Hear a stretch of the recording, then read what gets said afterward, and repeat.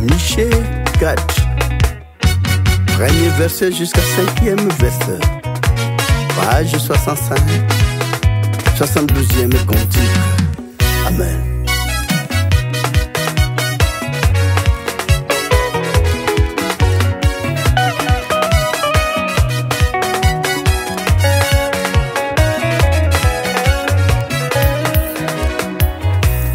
Ekozala ena mibono na sika Mamanda bona yawe Ekokokisama likole koleka Mamanda soye botombo likolo Ekozala ete na sika Mamanda bona yawe Ekokokisama likole koleka Mamanda soye botombo likolo.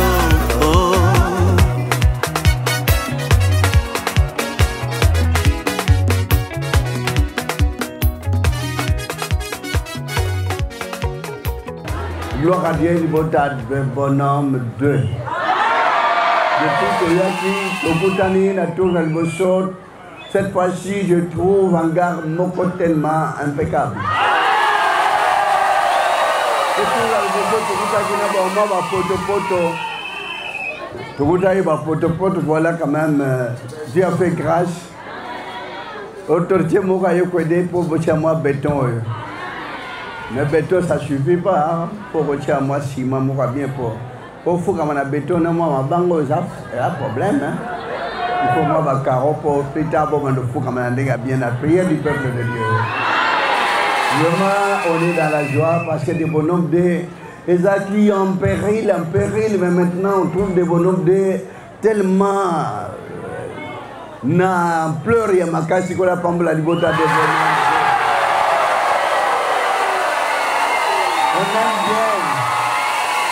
On aime bien la foi que vous avez toujours. Vous avez libota kondima makasi. Pas une famille tellement beaucoup de problèmes. Vous avez à l'aise. Non, harmonie parfaite, n'est-ce pas? Vous gardez sérénité, il y a harmonie parfaite. Vous avez manifesté kolo aroti kabino.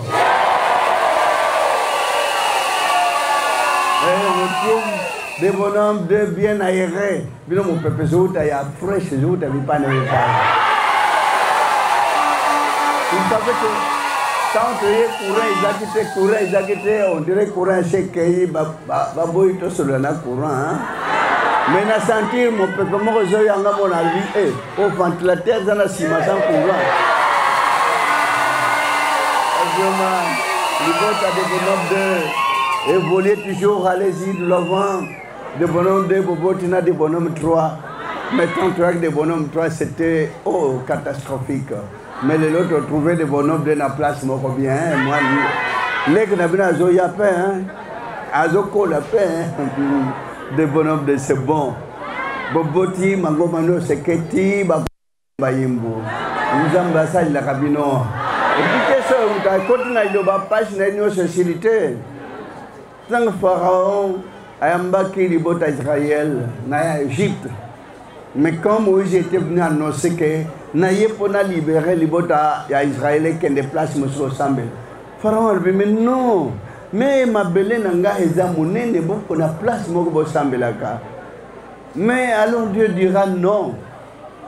N'est-ce qu'en Égypte, on va égorger Banyamami, Koboma, Batgonyo, Korabatu.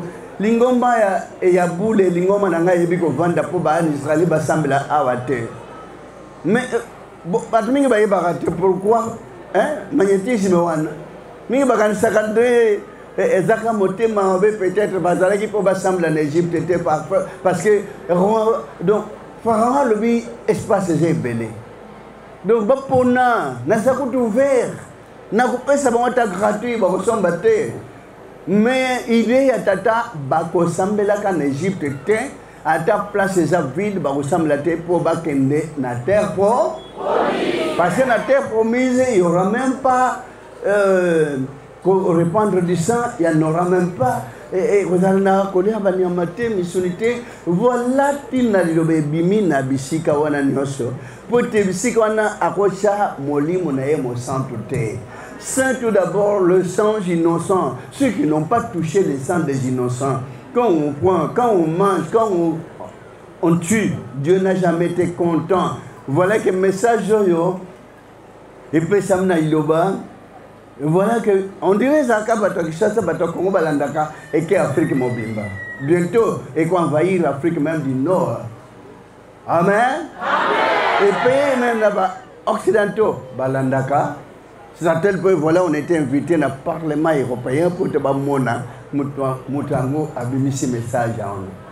Et voilà que le Parlement européen me va passer Bazakuna, le prophète Bazakuna, Bazakina, Bazan a accès à Kokota même la porte Wanate. Mais nous, on a eu l'accès. Et puis, le Parlement français, hein, deux parlements. Puis, l'église des Zakoune belé, Bazan a accès, même Yabamdele, ni accès au côté même du Parlement français. Mais nous avons eu l'accès. Est-ce que Pambakaka? Peut-être qu'on a bakissé, hein? Bon, peut-être magie, hein? Mais il faut que tu aies la routine bataki simoko.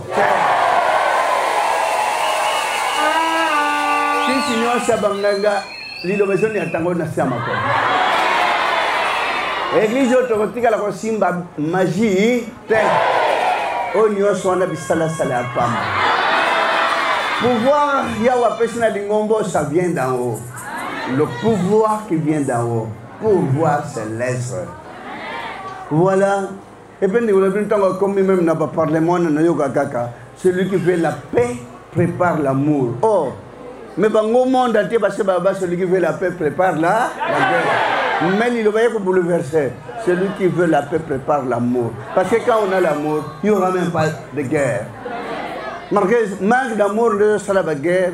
Parce que j'avais bien annoncé, nos confrères à l'Est sont en train de subir. Et jusqu'à quand Africains vont tomber si mon ingénieur africain n'a bitinga yabatoa mosika. À quoi bon et combien de nos frères qui sont tombés gratuitement, basali le côté. Congolais aneka ko alia na moi kwanga na ye, ala ta moi elamba na ye, abina moi musique na ye, amela moi kopo na ye, makai ba kopo ngose comme amabe. Congolais est un peuple automatiquement ouvert vis-à-vis de tout le monde. Alors, vous créez un problème dans mon côté, frères et sœurs. Vous parce que toute chanson qu'on a toujours chantée, vous savez quand on était au Gabon, Dieu a fait grâce, hein, Esaïe 7, et hier, Exode 15, bien chanté, hein. Et maintenant, nombre 23, nombre 24, et ça va agir. Pouvoir se laisser et agir à travers ma chanson.